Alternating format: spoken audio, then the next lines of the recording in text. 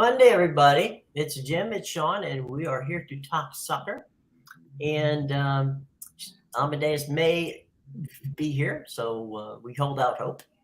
And anyway, Sean, let's talk for a minute about what happened over the weekend. There was a lot of games played and a lot of movement going on. And your team, the Brighton boys, gave Man U a good fight.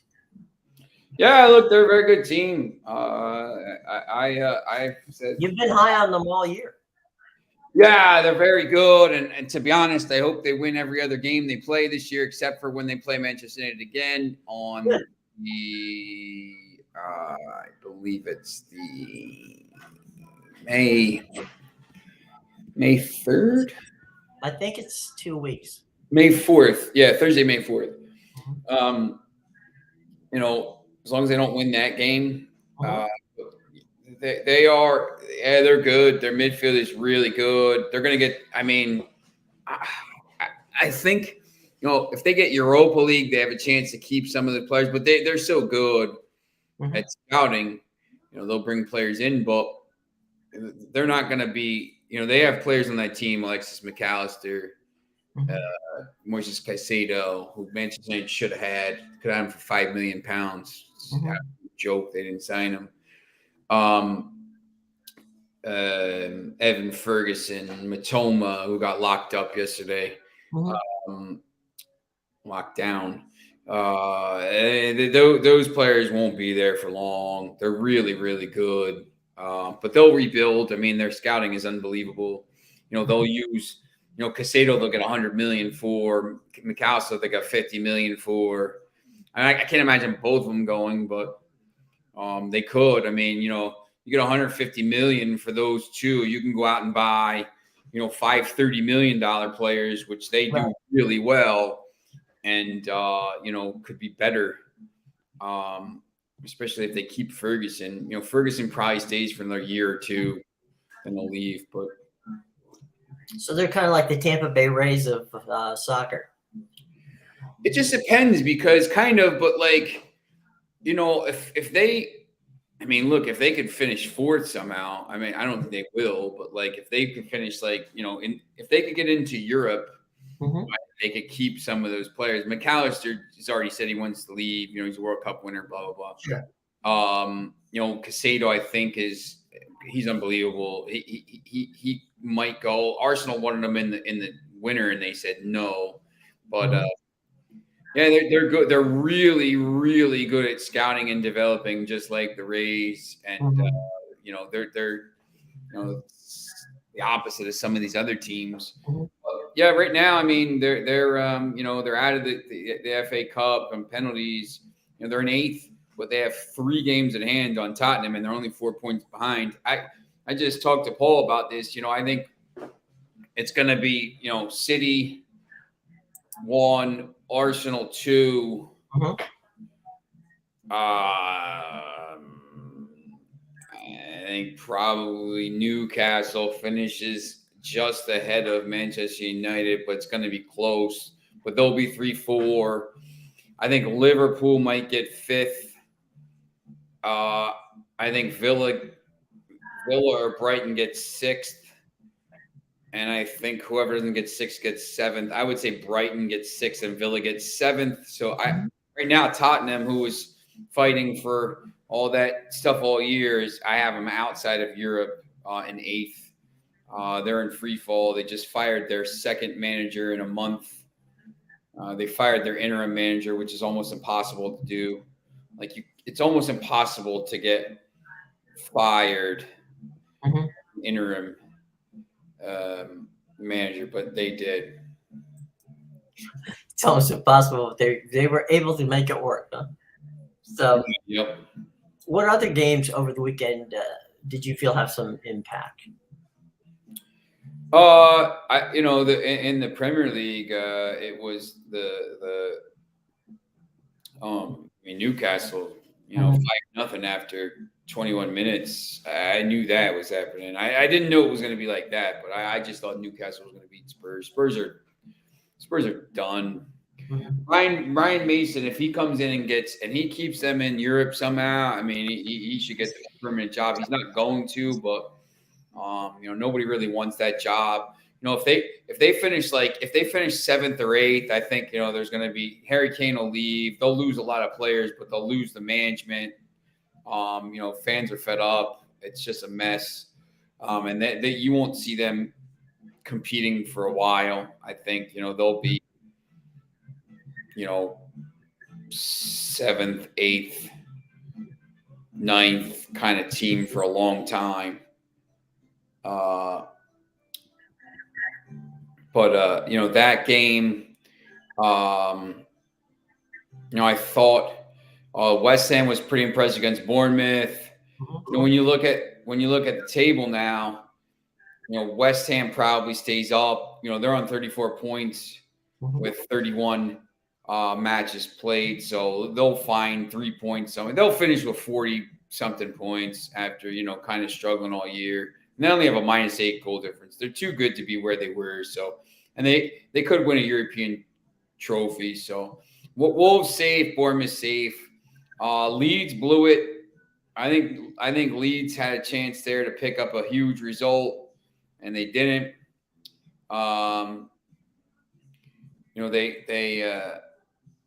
Where's February here? They lost 2-1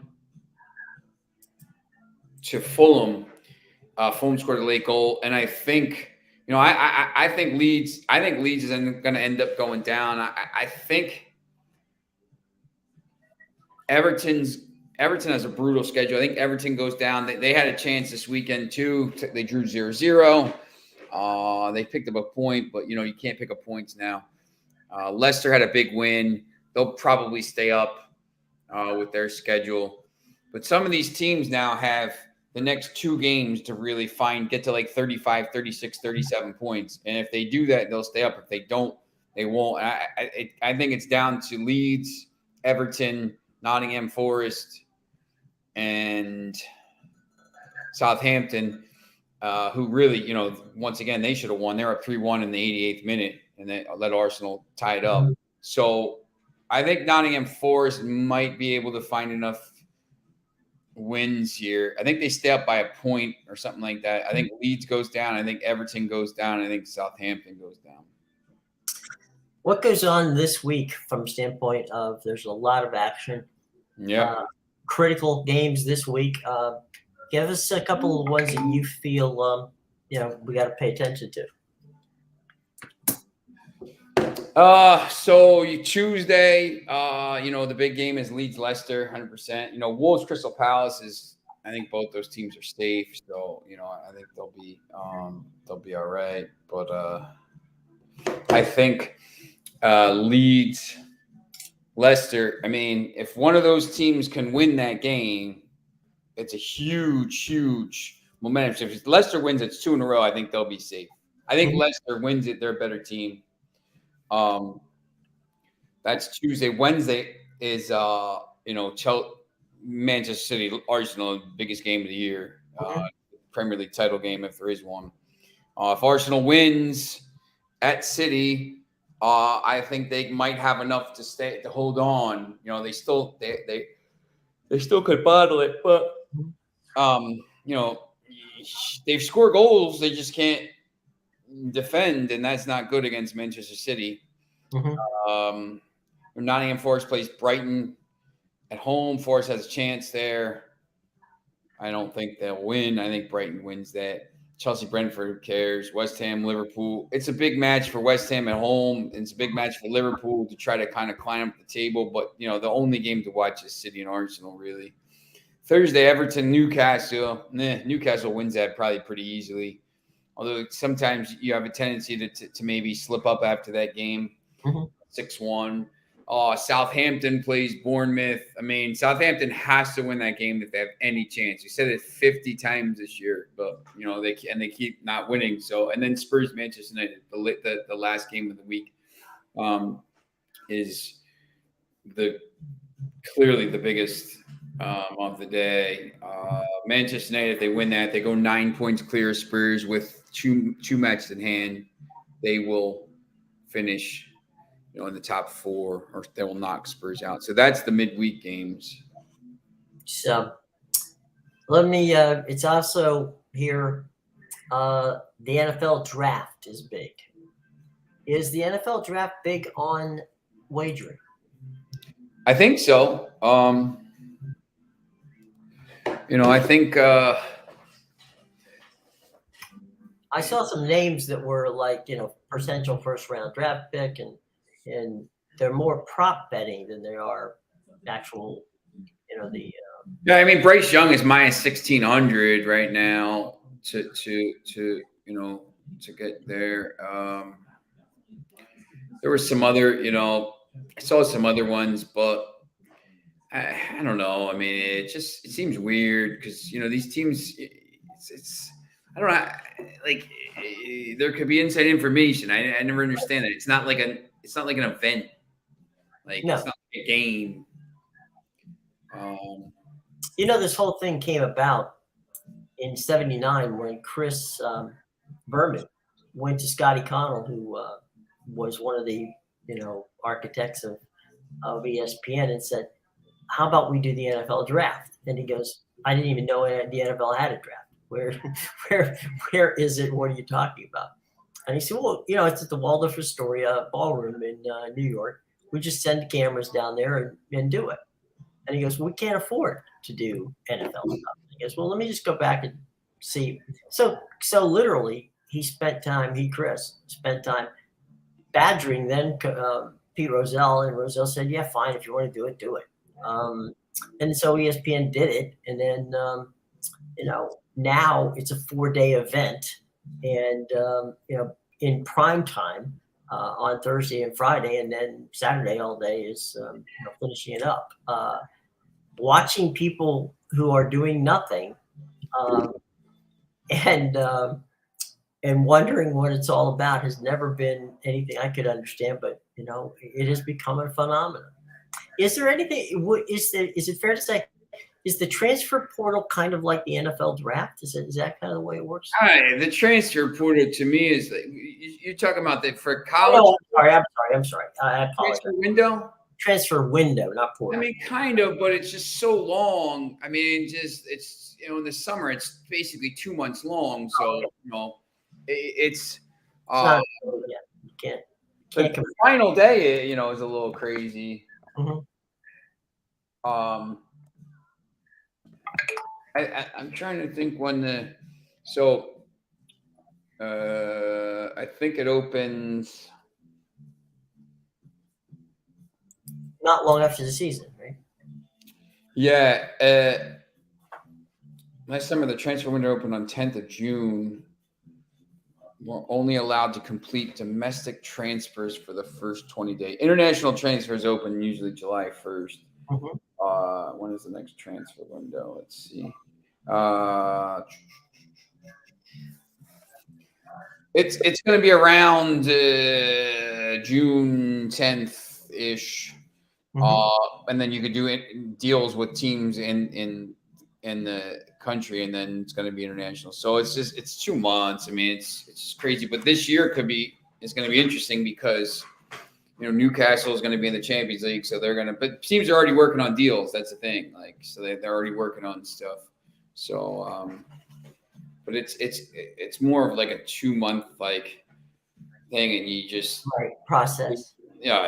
Especially if you're a Manchester United fan, it's just like pulling teeth because they've just been so bad at getting these deals done. Like these other clubs just get them done quickly, and it's just like they've been so bad. So maybe with these new owners, if they come in here in the next couple weeks, maybe they'll start kind of going and getting this stuff done. I mean, there's a list. I mean, we already kind of know who they're going to they need to get. So, if they have new owners that have unlimited pockets, you feel like maybe they bring in 5 or 6 guys, instead of other years where they're bringing in 3 or 4, maybe they bring in 5 or 6. Right. And fill center back, right back, goalkeeper, 2 midfielders, and a 9. And then, you sell everybody. That you don't need. Yeah, for peanuts. Doesn't really so from that standpoint, is it possible that you'll get from the Glazer family, that they would begin the process of looking at players and say to any prospective owner that, we have a budget of X and this is where we're going to spend? Or do you just kind of not do anything and wait for? I think they have to have this stuff in place. I mean, because it's not just, I mean, really the owners just sign off on it. Like it's Right. really the football people that do it. So, Sure. like they But will they have to know what their budget is. Yeah, I mean, they've been scouting. I mean, they were scouting. I would think if it's the Glazers still in charge, the budget's going to be whatever they sell plus whatever 150 million or something like that. If it's Cutter in charge, it's probably going to be No, yeah, it's like 400 we want everybody. Yeah. Like, whatever it is. I think it's just going to be, hey, listen, we need these. This is the positions we need filled. Get these players signed, and they're going to do it. So, if you're in that position, if you were the head of football operations there, what would your priority? Give me the names of the people you would put in your priority number 1 through whatever. Well, 5. For 9, I think you need, it's either Kane or Osherman, and then Rasmus Højlund from Atalanta could be the second guy, and another guy to supplement him, and Evan Ferguson from Brighton. I think those would probably be like the 4 guys. Kane could go cheaper. Osherman's going to go for crazy money because Napoli doesn't need to sell. He's going to be like 150. Midfield. I mean, after yesterday, you got to read. I mean, Caicedo should be your number 1 target. He's unbelievable. Caicedo, McAllister there, different players, but still, something like that. Thuram, right back. I mean, it looks like they're targeting Jeremy Frimpong, so he would be there. I would keep Wan-Bissaka. I would maybe sell Dalot or move Dalot to left back or something like this. Center back, it sounds like they're targeting the kid Kim from Napoli. And goalkeeper Diogo Costa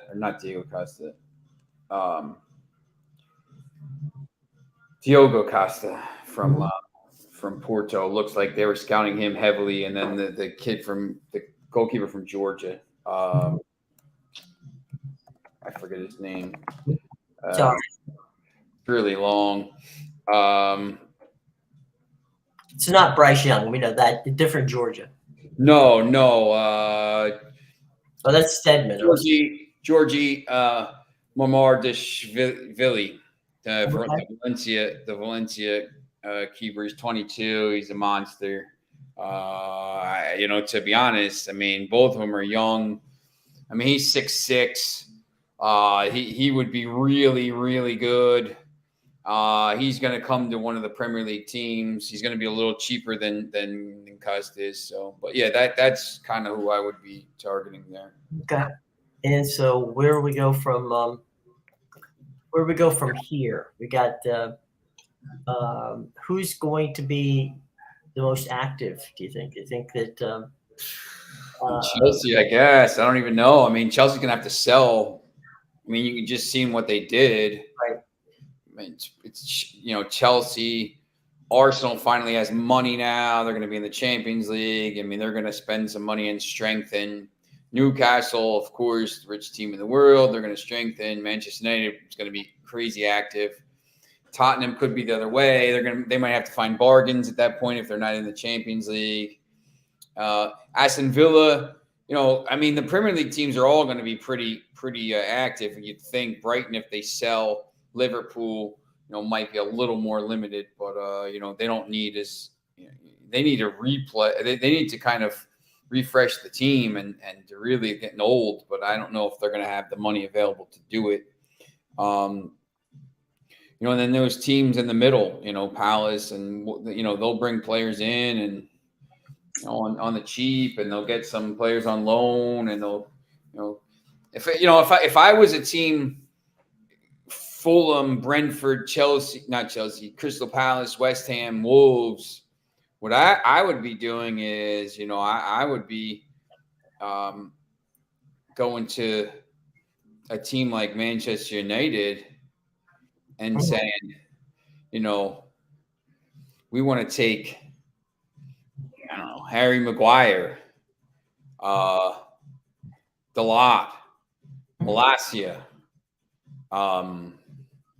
McTominay, Donny van der Beek, Jadon Sancho, Alanga, Martial. Like these guys, that's 7 or 8 guys there.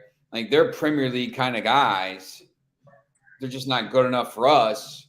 Well, Anthony Martial, if you put him up top for, I don't know, Crystal Palace or something like that, I mean, he would play weekend. Well, I mean, he's made of glass, but he would get them some goals. Harry Maguire, when he's not playing in, under the spotlight of Manchester United, I guess, to be honest, for him, he might be better just going to another country because at this point, he's just completely like, I mean, I just anywhere he goes at this point, it's going to be calamity.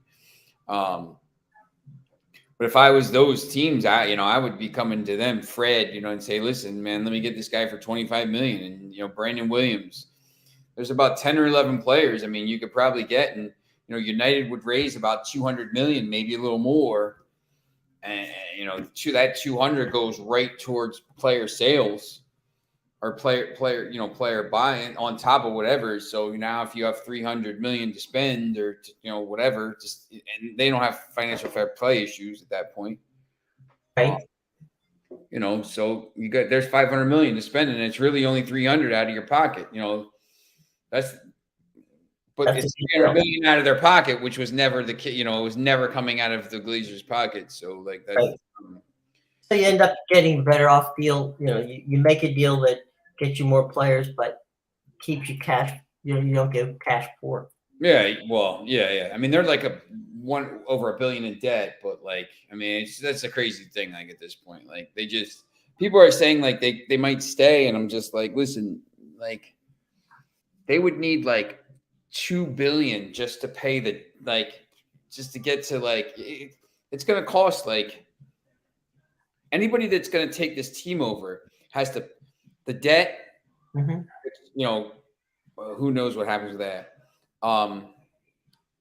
The stadium, the Carrington, the training facilities, like all these things need to be done, like all infrastructure stuff. That's like 500, that's like 2 billion. That's not players. That's not including any players. So, this stuff is like. Well, I mean, you can't infrastructure is something you can't get away from. I mean, you can decide. It hasn't been fixed at United in a long, long time. Like that's the problem. They let all this stuff go to crap because and they just they took all this money out of the club. So like, yeah, that's it is it's crazy. So now Amadeus back Thursday. Yeah, I saw that. He's on assignment way up north in Canada. So he's up there scouting for his team. So we'll have to see how that plays out. From the standpoint of the infrastructure aspect and all that, you'd mentioned to burn the stadium down. Is there any way humanly possible, and why would the Glazers stay there if they literally could get whatever they can get close to what they want? Oh yeah, no, if they see the streamings coming in, right? That it's going to be worth 10. But like that's the thing, say you can get 10 billion in 5 years, mm-hmm. But if you got 6 billion for it today, $7.5 billion. You could turn $7.5 billion into 10 billion anyway. Just hey, throw it in an offshore account, whatever. Like I don't. The global economy we could be all with chips in our hand and here, and there's no money. And I've seen Blade Runner and all these other movies. Like You just don't know. Like the global economy is like teetering on the precipice right now. Right, sure. So, you know, no one wants to use the dollar anymore and all this stuff. So, I mean, there's a risk that if they keep it, that nothing is worth anything, and they're all this money in debt, and then they're ruined. So, like, the other thing too, Sean, is that if you look at it, right, the money in sports, there's a sports recession at this point. You have Bally's has gone bankrupt with their regional sports network. You got AT&T got out of it entirely because they're going to go bankrupt in regional sports. You've got Bob Iger, who Disney used to print money, right? With ESPN, saying we have to be a little more cautious, and they began firing everybody today of firing people. We have to be more cautious with what we spend, okay? Because he doesn't want to lose the NBA, but there's other things out there that they have to pay attention to. So, you know, we don't know in 4 or 5 years down the road where we're going to be. You know, we might have hit the plateau. And look, I used to work for ESPN, and you work for ESPN from time to time. We got no beef with ESPN. Okay. Oh, my guy, Bob Iger. That's my guy, man. I used to hang out with his daughter, Katie Iger, when I was at Columbia. They used to live right down the street from me. So yep, there you go. But they're getting rid of people left and right. Yep. And the point being that when Bob Iger wasn't overseeing ESPN, when Skipper was there and others, they ridiculously overpaid for everything. That's right. They just played, you know, time 1 or 2 times what it was worth just to sew it up. And so they drove these rights up. Cable companies like, you know, the people out at Time Warner out in the coast, Charter, spent $8 billion on the Dodgers, $3 billion on the Lakers. So there you go. You got $11 billion on 2 teams in Los Angeles. So, you know, they drove these things up, and now it's coming to a point where, you know, somebody has to pay for this. And the cable industry, which, you know, ESPN at one time had 100 million subscribers at $5 a pop from the cable companies. That's all gone. That's moving down. So where's this money supposedly going to come from? This is the thing. Like when you have to, like, we know we're media, like, and these people on Twitter, they're like panicking and stuff. And you're just like, listen, you got to just like, there's no way they're not selling this team. Just Manchester United. Like, there's no way. You see, like, you know, WWE just sold, and some of these other things are sold and everything. Like, it's you know, the Rain Group didn't do a year's worth of diligence and all this stuff to not get all this work to not get any money because they didn't sell the team. Right? It's just not how the banks work. Right. You know, and there's just every bit of news that you see that comes out is the BRICS another country signing with BRICS, and someone else in the economy is, you know, and China's going to dump treasury bonds, and everything's backed by gold and a gold digital stuff and all this stuff.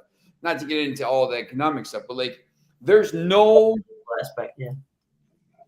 This is the moment. Like, this is it. Like, they're trying to squeeze every single penny they could get because this is the moment. And when they sell to Qatar for $6 billion or whatever it is, 6.2, whatever it is, like, that's going to be it. You're never going to get another chance. It's never going to be this fast because it's not worth that as it is. It's just not worth it. They're premium, right? Exactly, 100%. It's never, ever, ever going to be at this point. And I get it. And people are like really like panicking. And it's just like, look, you got to relax. Like, you got to relax. This is why they're doing it. This is exactly why. And, you know, they're going to make the announcement. It's going to be sold. And like, this is a huge week, like this weekend, because the end of Eid and all that stuff. And like, the 28th was the thing. So like this weekend, and they'll probably announce the first week of May that the Qatar's going to get it. It's going to be whatever, some crazy numbers. They're going to break. It's going to break the internet. They're the biggest club in the world. They drive the most traffic to the sites in the world. And every time they write a story about this, it's other clicks and people get all panicked. And it's just going to be whatever. And then, if they don't sell, it's going to be like there's just not like, I'm trying to think of it's not an option. No, you're right. They know it's not. They know everybody that knows anything about anything knows it's not. Yeah. And the media's, maybe they won't sell me. Look, man, it's not an option. You got to I know how the media, right. It's all propaganda to get drive links. All right. No matter how rich the Glazers are, all right, and not that I'm spending their money, but it's, as you said, you don't hire a firm to go find you people to tell them no. Exactly. You may say no to a couple of bids, but you aren't going to say no to it all. The same thing happened to Dan Snyder with the Commander sale. It at times looked like it wasn't going to sell, but at the end of the day, you knew it was going to sell eventually. Somebody was going to do it. Somebody's going to pull the trigger on it. And as you say, and I agree 100%, if you don't sell it now, you're never going to get the kind of money on it that you want. Your return on investment right now is as high as it's ever going to be. And if you don't do it now, then, you'll rue the day you didn't do it. Exactly. And it's sports and geoeconomics are the same. Okay. You can't get away from it. And, we're coming closer and closer to the day where the leagues are going to go direct to consumer, any leagues, but they'll go there because they can't any longer hope that the cable companies and the TV companies are going to keep pumping billions of dollars of cash that they don't have. It's not going to happen. Yeah, that's right. And so you're going to see consolidation. You're going to see where TV companies will go together to get rights.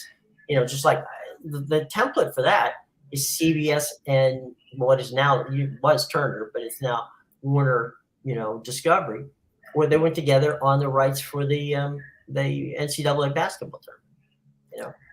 They understood that both of them couldn't get it, but they could do it if they went together. That's right. There'll be more of that kind of consolidation, where you get to a number, but that number is never going to be what it was. And when you tell people that, they basically they're not listening to you. They just like, no, they'll figure it out. It's like, no, economics, it's a want and get, right? I may want a steak for dinner, for lunch. I'm not going to get it. Okay. I want it. It's economically impossible for me to go out and do something right now. It's like wanting to buy a Lamborghini, right? Want it? Yeah. Am I going to get it? No. So it's a want versus get situation right now. This is what they want. This is what they're going to get. Take it or don't take it, but it is what it is. Yep. And you have to be more creative in how you build your revenue streams. And really, we're just kind of like going back to the way we used to do it, which was cobbling together a package that got to a number, and whatever it took to get to that is what you do. And I think that's what the leagues have already prepared themselves to do. And, anybody that tells you the Glazers aren't going to sell this is crazy because they have to sell it. Because do they want to keep the debt? Do they want to keep that money on the books? That's dead money. Yeah, that's right. That's not doing you any good. So, they'll sell. And like you said, they're going to sell for a record price, and everybody's going to jump up and down and yay, that's great. You know, and the guys from Qatar or wherever, you know, they'll just absorb it. But, you know, it is what it is, right? There's just economically, it does not make any sense not to sell it when it's at its most valuable situation. And you've got people who were willing to give you that money. You know, it's you hold it and you lose. That's right. So, and I don't think the Glazers are that foolish. Yes, they're businessmen on top of, and Darcy is a woman as well. But, Yeah, there you go. Gotta get it, make sure. But there you go in that regard. Any final thoughts before we get out here on a Monday? this is a huge week. You know, I'm usually tutoring. You know, during these games, and I've actually moved some stuff around. I really just want to sit on Wednesday and watch that game, the Arsenal and City game. I really, you know, Thursday I want to sit and watch that game. Wednesday, you know, Tuesday I want to sit and watch that other game. So, you know, I've put aside time this week to do that. So, haven't had a chance to do it in a while. So, it's a huge week. So next year when, you know, our next season when, you know, the Capital Sports is blown up and we're doing all this stuff and I can make my own schedule, I'm going to be able to just do that as well. But right now, we got to do what I got to do. There you go. Got to make cornbread living. All right. Everybody, for Sean, I'm Jim. We will see you tomorrow. Be well.